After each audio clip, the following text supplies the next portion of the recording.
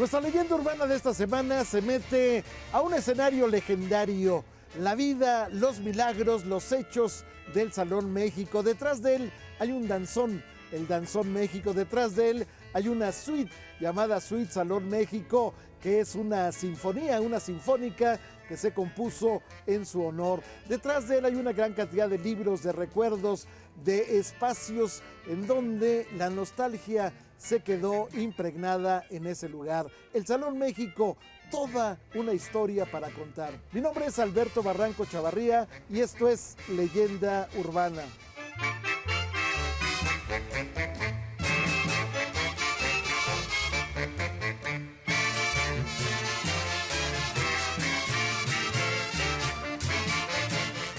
Bienvenidos a esta nueva emisión de Leyenda Urbana y en esta ocasión hablaremos de uno de los sitios más emblemáticos de nuestra ciudad, el famosísimo Salón México, un lugar que reunió a muchísima gente para la diversión y que terminó en 1963 cuando cierra sus puertas.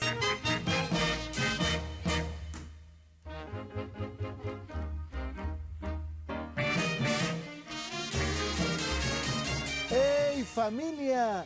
Danzón dedicado al Salón México y recuerdos que le acompañan en la larga historia de 42 años de este recinto.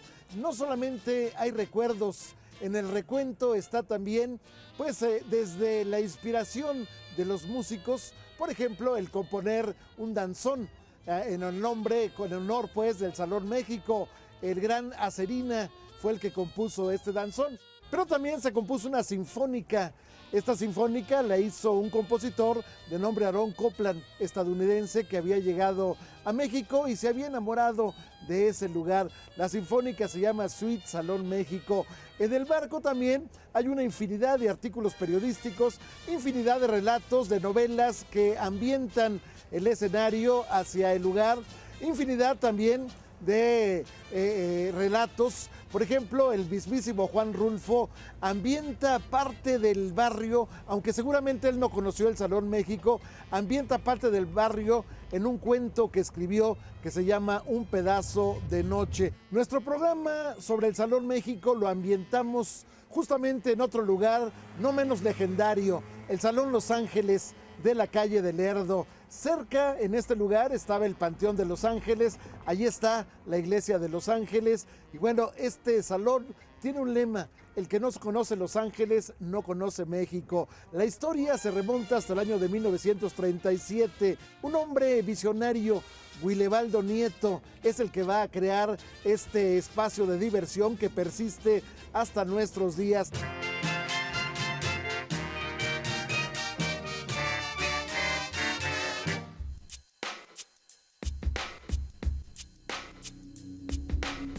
Y estamos aquí en este momento con el maestro Jesús Flores y Escalante, que, bueno, creo que es un experto en cuanto se trata del Salón México y todo lo que se trata acerca del danzón, y que nos va a comentar a todos acerca de este gran lugar, que hasta películas, que siempre está en la memoria de todos. ¿Cómo comenzó? ¿Cuáles fueron los primeros años del Salón México? Yo creo que había que remontarnos un poco a todo el contexto de la cultura popular. México, durante su etapa reformista, los dos imperios, incluso la revolución, no permitió que el pueblo disfrutara de ninguno de los proyectos populares, porque no los había. Yo recuerdo mucho la inauguración del Salón Rojo, donde iba clase media, clase alta baja, etcétera, de todas las clases hasta llegar a la media baja. Pero la baja no tenía dónde divertirse. 1920 es el momento en que se inaugura el primer lugar de baile popular. La característica que tuvo el Salón México es que era lugar de baile, pero era cabaret. Todo el mundo dice hoy día que el danzón es baile fino de salón y que es deporte. No nos equivoquemos. El danzón es prostibulario. El danzón es nocherniego. No tiene valor el danzón si tú no bailas con la pareja cuerpo a cuerpo, claro, y sientes el rigor del sexo lívido, ¿no?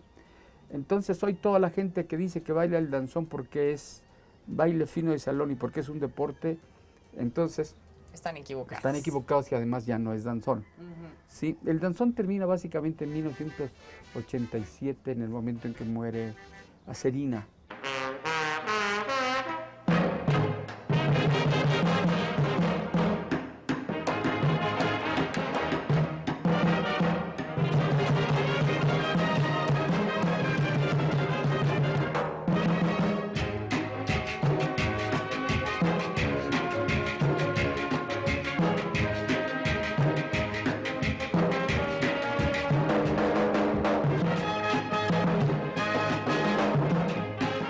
La historia del Salón México se inicia el 20 de abril de 1920. Había fiesta, había curiosidad en la Ciudad de México por conocer este lugar. El Salón México llama originalmente a una orquesta de un músico que estaba en Veracruz, de nombre Tiburcio Hernández, conocido como Babuco. Babuco tenía una pareja de baile, una mujer de color que se le conocía justamente también como la Babuca. Bueno, en este marco se empieza a ambientar la fiesta cuando el Babuco empezaba a gritar ¡Ey, familia! Como parte de la escenografía del inicio del danzón. ¡Ey, familia! Como buen veracruzano, hombre de gran corazón, a todo le da la mano y además baila danzón.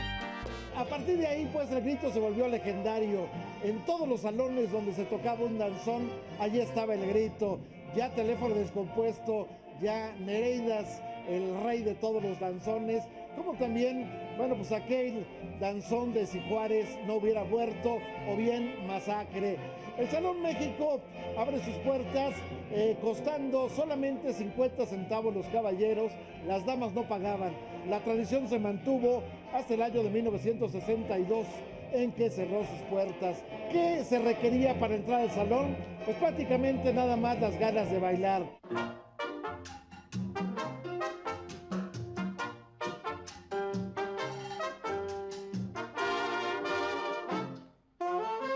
La primera diversión era llegar a verse las personas que arribaban al lugar, se veían en espejos de esos que están distorsionados, es decir, espejos cóncavos y convexos. Estos espejos, bueno, hacían que la gente delgada se viera gorda, la gente alta se viera chaparra, otros se vieran cabezones, otros se vieran distorsionados, en fin, una serie de situaciones que le daban el sabor al Salón México. Pero curiosamente, estos espejos habían estado originalmente en el Salón Rojo, uno de los primeros cines que hubo en la Ciudad de México. El Salón Rojo estaba exactamente en la esquina de lo que hoy es Bolívar y Madero. Pero además, bueno, el Salón México tenía 3 salones. Se subía una escalera, había un triángulo y ahí había 3 salones. Uno se conocía como Tianguis, otro se conocía como Azteca y uno más se conocía como Maya.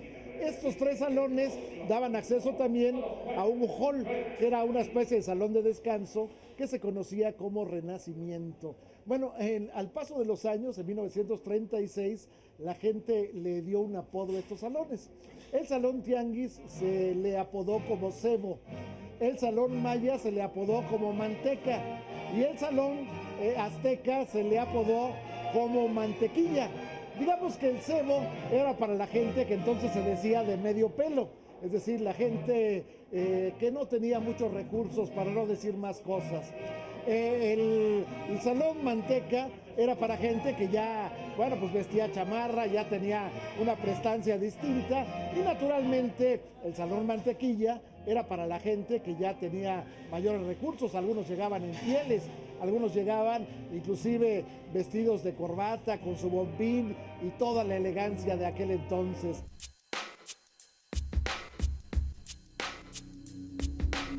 Ese Salón México que tenía las 4 salas originalmente con nombre náhuatl, el pueblo les empieza a poner nombres populares. La sala de cebo, la de manteca y la de mantequilla. A la de cebo, sin que nadie les dijese nada, ni hubiera segregación racial, la gente sabía que tenía que ir a esa sala, a esa parte de la sala las orquestas se rotaban, eran las mismas. Y ahí en esta sala iba gente sin zapatos, sobre todo las mujeres. ¿Por qué? Porque la vida estaba cara, porque éramos un país súper desarrollado. Claro. En los años 20. Acababa de darse el golpeteo, la revolución, la muerte de todos nuestros... Y seguía la revolución, porque la revolución... Sí, claro, los rezagos, hasta claro, el 35 30 y algo. con el conflicto religioso. Ujú. Entonces, aparece un letrero de repente que dice, no tire colillas porque se queman los pies las damas. Esta zona de Mantequilla era para gente, digamos, de clase media No, alta. incluso alta. Alta. Y sobre todo los intelectuales. Ah, ok. A ese lugar pues fueron Villaurrutia, fueron Novo, María Félix, Agustín Lara, muchísima gente prosapia. Iba gente de categoría, pues nomás para licar a la gente cómo bailaba, cómo se vestía, ¿no? Claro, claro. Y ellos remataban, toda esta gente remataba en un lugar muy famoso que eran los famosos caldos de Indianilla, que estaban donde hoy es la tesorería, allá en la Doctores. Y dice un amigo mío, un escritor, dice, salían a curarse la herida que un licor dejó.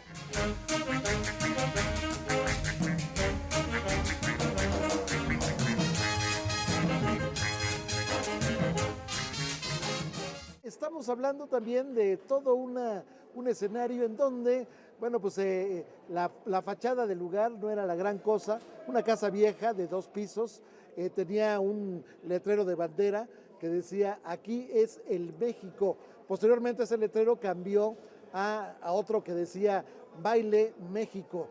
Bueno, finalmente en toda esta gama de recuerdos del Salón México, bueno, pues está el momento en que los grandes boxeadores de su tiempo llegaban al lugar.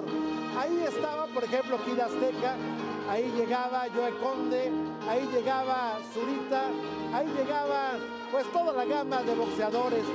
Dicen, por ejemplo, que Kid Azteca de pronto se acordaba que había un concurso de baile ahí en el salón y entonces noqueaba a su rival al tercer round para llegar a tiempo.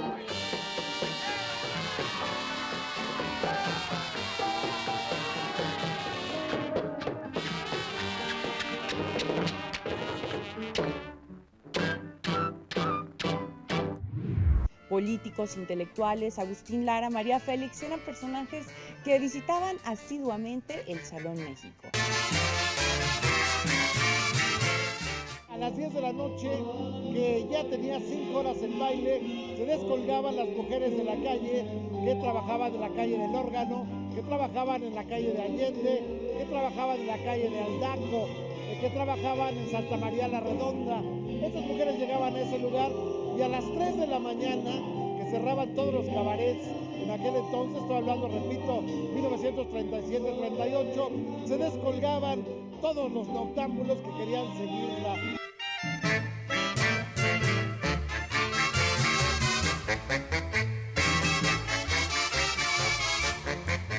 Al Salón México le dicen el marro, le pusieron el marro.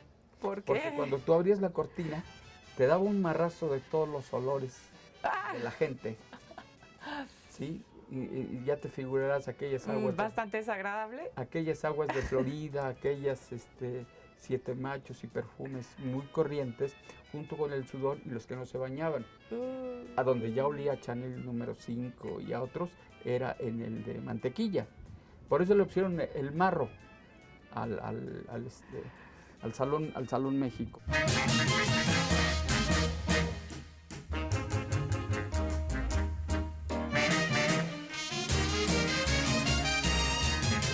Parte de la historia del Salón México se quedaría impresa en 2 películas.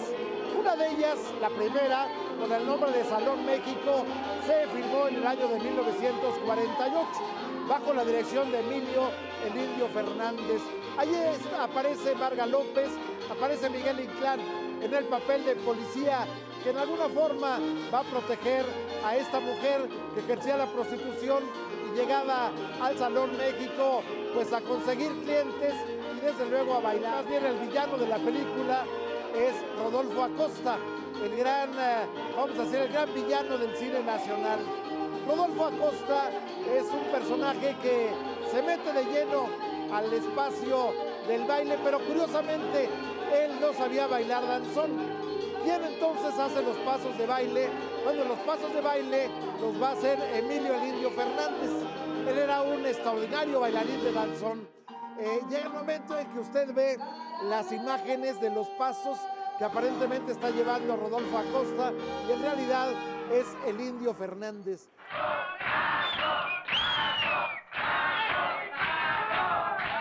El número 13 fue el triunfador del concurso de esta noche. Hago entrega de la copa y los 500 pesos. Ahí se arreglan como pueden. Posteriormente, del año de 1994, sería una segunda edición de la película Salón México. En este caso con María Rojo, en este caso con Alberto Estrella, en este caso con actores jóvenes que en su momento, Blanca Guerra, por ejemplo, que en su momento van a revivir todo aquel escenario, un escenario de infinidad de anécdotas.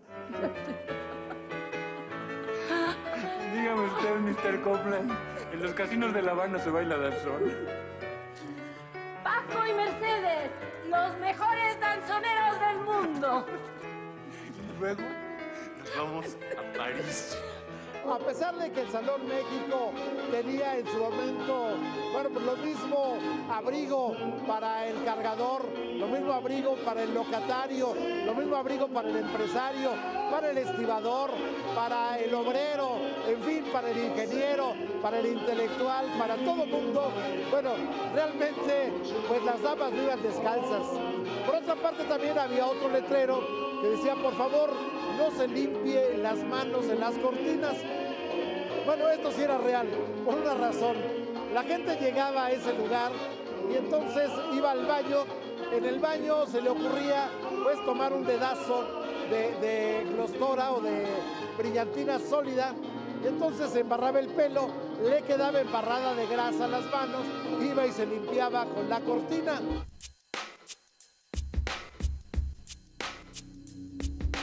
Como ustedes ven, pues yo sigo hablando aquí con el maestro Jesús Flores y Escalante, que nos está contando unas cosas que son maravillosas, que realmente podemos sentir, oler, bueno, tocar casi del Salón México, de cómo se vivía una época, un lugar que se volvió mágico para muchos, me imagino. Fue mágico en todos los sentidos, porque tener experiencias de esa naturaleza son vitales para lo emocional.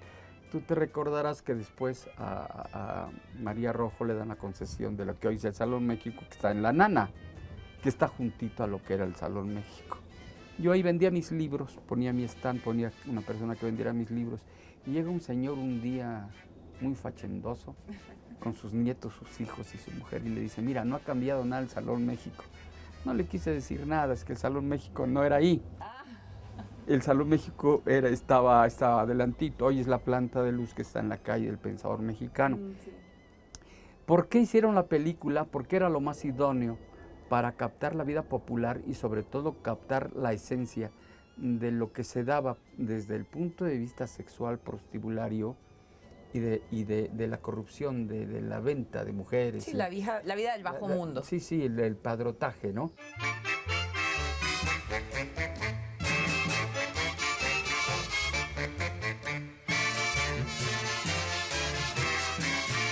Pero ¿quiénes iban también? Bueno, pues estamos hablando de personajes, por ejemplo, Max Bauer. Max Bauer había sido en 1934 campeón de los pesos completos, campeón mundial. Max Bauer llegó al Salón México en el año de 1936. Fue aclamado, la multitud, bueno, lo asediaba, lo cargaron casi como un torero. ¿Quién iba con Max Bauer?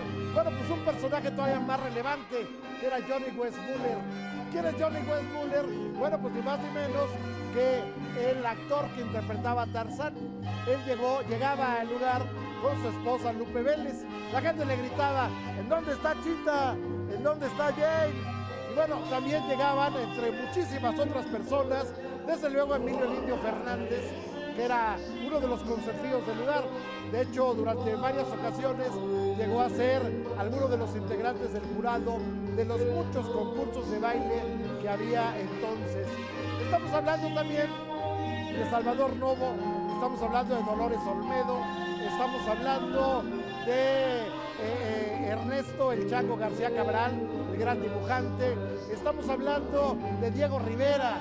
De pronto Diego Rivera partía plaza en el lugar, llegaba, le tomaban fotos y al día siguiente aparecía la foto del maestro en un periódico local diciendo: Diego Rivera, uno de los asiduos del Salón México, uno de los mejores clientes.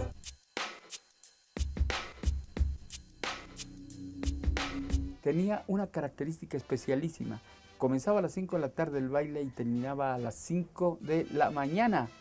Entonces, prostitutas o gente nocherniega, desvelada, trasnochada, que no tenía para pagar hotel, ya después de las 3 no cobraban entrada. Y todo el mundo iba a dormir, a esperar a que pasara el tranvía y pudieran trasladarse a su trabajo. Y así anécdotas de esa naturaleza hay muchísimas. Sí, muchísimas, ¿no? Sobre todo la gente que va, que se desarrolla. Hay gente que hoy son prominentes políticos. Pues también Pereda, el cineasta, fue maestro de baile del Salón México. Y iban al baile, a la parte correspondiente al de Mantequilla, personajes como Villaurrutia, por ejemplo, que iban asiduos, iban de continuos, pero ellos venían de algún lugar muy especial, de pipa y guante, de cuello de mariposa y todo, iban al Salón México. Bueno, pues muchísimas gracias, maestro, por estar con nosotros y contarnos todas estas cositas, todos estos detalles que seguramente en los libros de texto no aparecen, ¿no? Muchas veces no aparecen, y porque son como datos que son muy particulares de uno de los sitios, digamos que más importantes en cuanto a música, salones y lugares sociales de la Ciudad de México. Hay un diccionario muy bonito, me encanta, está muy bien hecho. Lo hizo Musacchio, pero no pone cosas populares. Tú buscas Salón México y nadie te dice nada. No te dice nada de otros lugares específicos como fueron los demás salones, que había alrededor de 45 salones de baile. Estaba el Vaporcito, el Yate. Había un lugar que se llamaba La Arena, frente a la Arena Coliseo, al que entrabas, neta tenías que abrir el ambiente con cuchillo, porque estaba nublado de cigarro. Y no había orquesta, se tocaba con sinfonola. Y la sinfonola tenía todas las músicas. Y a alguien de repente se le ocurría poner una canción ranchera y le rechiflaban la Madonna fuertemente, porque todo el mundo iba a bailar, no iba a escuchar música. Hay muchas cosas del Salón México, pero en esencia es eso. Pues muchas gracias, maestro. Nosotros seguimos aquí en Leyenda Urbana.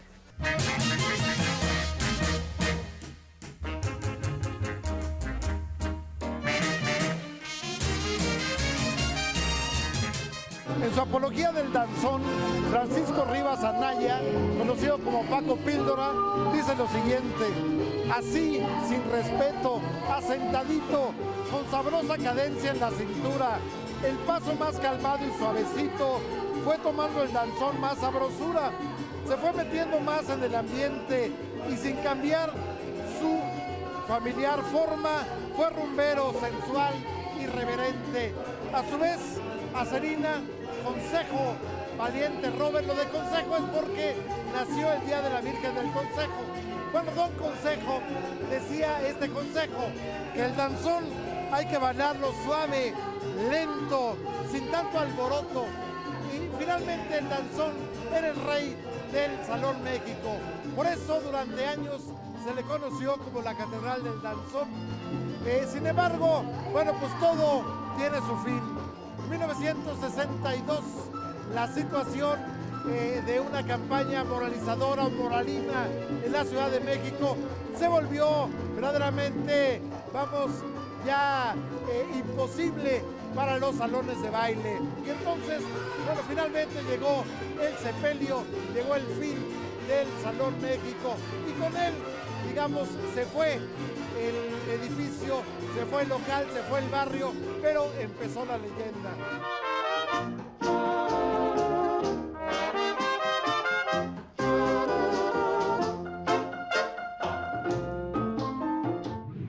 Sí, aquí está.